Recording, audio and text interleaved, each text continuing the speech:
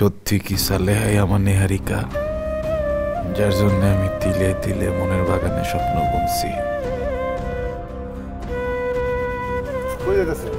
যাওনে ভাড়া নাই আর কি। তিনটা বছর অপেক্ষা করছি মানুষটার জন্য, মানুষটা আর এলো না। আমি এখন কিভাবে নিহারিকারে বলবো? আমার জন্য আজকে আমার নিহারিকা তুষের অনলে পুরা করতেছে।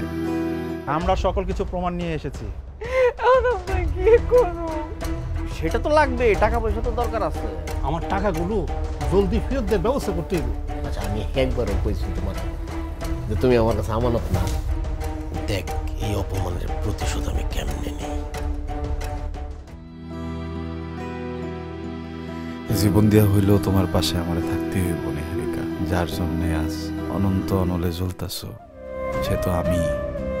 আপনি কোনো মানুষ না, জানো। আর হায় রে দুনিয়া, কি এক অদ্ভুত নিয়ম।